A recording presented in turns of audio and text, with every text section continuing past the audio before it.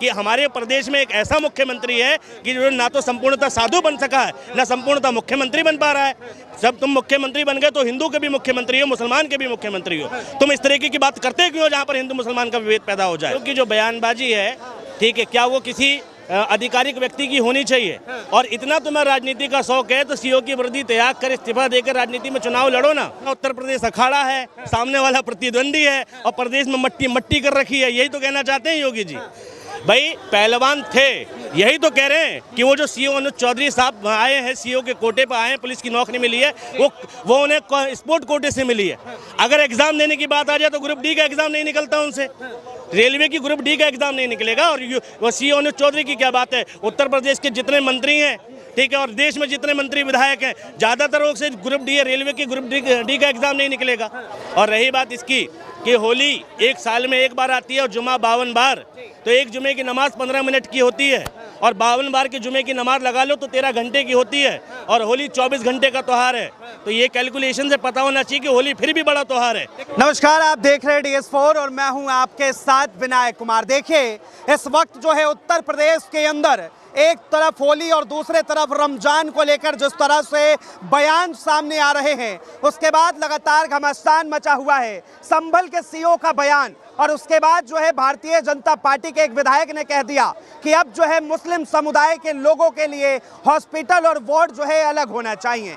अब इस चीज़ पे बातचीत करने के लिए इस वक्त हमारे साथ भारत के युवा साथी रहने वाले, इनसे जुड़ेंगे, बातचीत करेंगे। क्या कहेंगे आप, ये जो खबर है जिस तरह से आ रही है, सबसे पहले संभल के सीओ का बयान, क्या कहेंगे उस पर?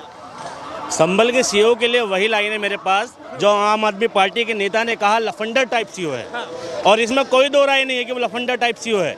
एक बात बताओ, सीओ की जो बयानबाजी है, ठीक है, क्या वो किसी आधिकारिक व्यक्ति की होनी चाहिए? और इतना तुम्हें राजनीति का शौक है तो सीओ की वर्दी त्याग कर इस्तीफा देकर राजनीति में चुनाव लड़ो ना। वो हर 5 साल में आते हैं, लेकिन संवैधानिक पद पर आदमी एक ही बार बैठता है और एक बार बैठे तो तमीज से काम करे। और रही बात इसकी कि होली एक साल में एक बार आती है और जुमा 52 बार, तो एक जुमे की नमाज 15 मिनट की होती है और 52 बार की जुमे की नमाज लगा लो तो 13 घंटे की होती है और होली 24 घंटे का त्यौहार है।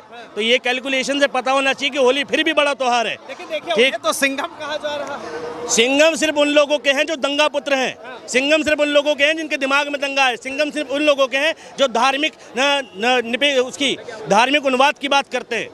अब इसमें बात आती है कि अगर तुम ये कह रहे हो कि 52 जुमा है और एक होली है, पहली बार तो ऐसा हुआ नहीं।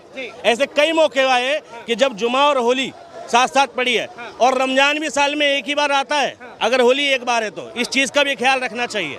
अब एक बात और बताओ, सनातन धर्म की बात कर रहे हैं, योगी जी ने का बयान कोट किया है, वो सीओ अनुज चौधरी की जुबान नहीं है, वो उत्तर प्रदेश के सीएम योगी आदित्यनाथ की जुबान है।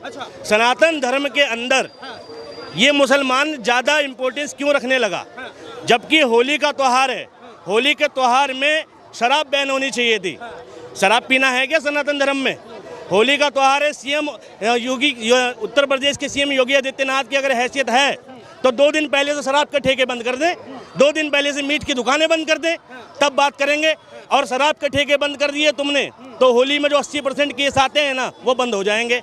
और जो तुम हिंदू मुस्लिम के अनुवाद की बात कर रहे हो वो भी बंद हो जाएगा। योगी आदित्यनाथ कह रहे हैं कि भाई वो तो पहलवान है, अर्जुन अवार्ड जीत चुका है, तो ऐसे में उसकी भाषा जो है ये इस तरह, वो पहलवान है और पूरा उत्तर प्रदेश अखाड़ा है, सामने वाला प्रतिद्वंदी है और प्रदेश में मट्टी मट्टी कर रखी है, यही तो कहना चाहते हैं योगी जी।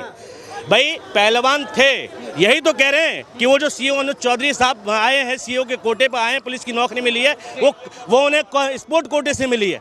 अगर एग्जाम देने की बात आ जाए तो ग्रुप डी का एग्जाम नहीं निकलता उनसे, रेलवे की ग्रुप डी का एग्जाम नहीं निकलेगा। और वो सीओ अनुज चौधरी की क्या बात है? उत्तर प्रदेश के जितने मंत्री हैं, ठीक है, और देश में जितने मंत्री विधायक हैं, ज़्यादातर लोग से ग्रुप डी है, रेलवे की ग्रुप डी का एग्जाम नहीं निकलेगा। अब बात कर रहे हो। लेकिन एक और वहीं पे जो है सवाल उठ रहा है, भारतीय जनता पार्टी के विधायक है केतकी सिंह, उन्होंने बयान दे दिया है कि अब मुस्लिमों के लिए जो है हॉस्पिटल के अंदर एक अलग वार्ड बना दिया जाए। एक समुदाय के लिए अलग वार्ड की घोषणा करते हो, अलग वार्ड बनाने की मांग करते हो। जब तुम इस देश में एक समुदाय को बंद रहने की बात करते हो तो तुम तो विभाजन ही कर रहे हो ना, इस देश में टुकड़ा ही कर रहे हो ना, इस देश को बांट ही रहे हो ना। इन लोगों पर देशद्रोह का मुकदमा होना चाहिए और जेल में डालना चाहिए ऐसे लोगों को। उन्हें खतरा है, उन्हें खतरा है। मतलब इस देश में बहुसंख्यक खतरे में है और अल्पसंख्यक जो है वो खतरे में डाल रहा है। दुनिया के किसी देश में ऐसी राजनीति नहीं देखी मैंने और ऐसी व्यवस्था नहीं देखी जहां बहुसंख्यक खतरे में हो। भारत में बहुसंख्यक हिंदू समाज है, अल्पसंख्यक मुस्लिम समाज है, अल्पसंख्यक यहाँ का सिख समाज है, अल्पसंख्यक यहाँ का ईसाई समाज है।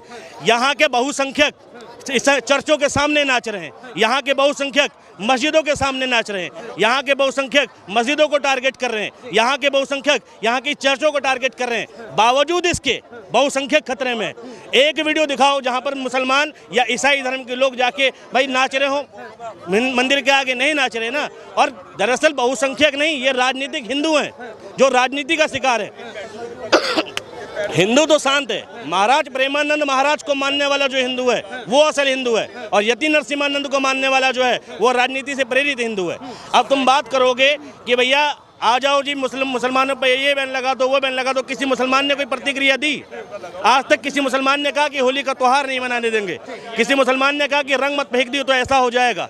आज तक किसी भी थाने में जाओ, इतनी होली का दिन इतने झगड़े नोट होते हैं, किसी झगड़े में ये बात आई हो कि मुसलमान ने कंप्लेन लिखवाई कि फलाना आदमी ने रंग डाल दिया मुझ पे, आया क्या?